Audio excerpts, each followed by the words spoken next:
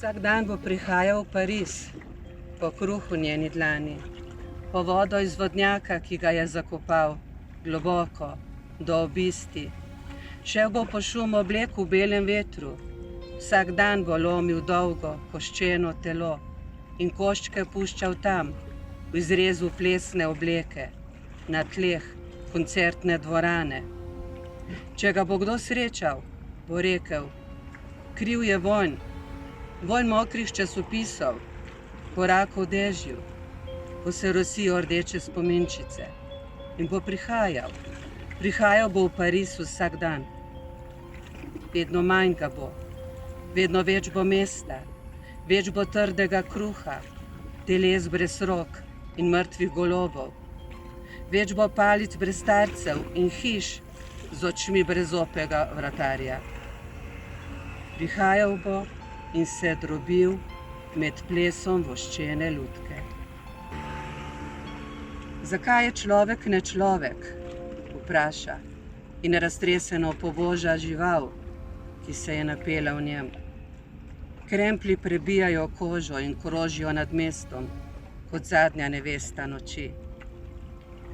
Ohladilo se je, pomisli. Vogali nezvestih hiš sekajo gradove, slikami brez okvirjev reke odnašajo okna v svet. Danes se Evropa sme premakniti in zapluti s tokom umetnikov in zidarjev. Riba ti je obrnila hrbet, William Blake. Ali lahko morska pošast preživi na suhem in kdo je vrag?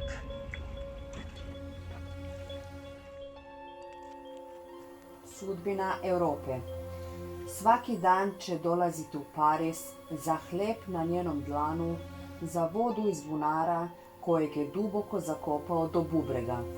Otići će po šum odeće na belom vetru, lomit će svaki dan dugačko koštano telo i komadi će ostavljati tamo u izrezu plesne haljine na tlu koncertne dvorane.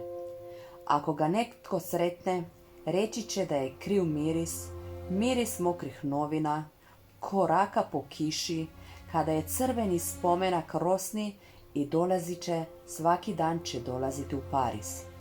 Sve manje će ga biti, sve više bit će grada, bit će još više tvrdog hleba, tela bez ruku i mrtvih golubova, više štapova bez staraca i kuća sa naočarima bez zubov pazikuće. Dolazit će i raspastit će se za vreme igre voštane lutke. Zašto je čovjek ne čovjek, pita on, i rasejano miluje životinju koja se u njemu napela, kandže probijaju kožu i kruže nad gradom kao posljednja nevesta noći. Zahladilo je, razmišlja, uglovi nevernih kuća presecaju dvorce, sa slikama bez okvira, reke nose prozore u svet. Danas Europa može kretati i ploviti tokom umetnika i zidara. Riba ti je okrenula leđa, William Blake. Da li može morsko čudovište preživjeti na suvom i ko je đavo?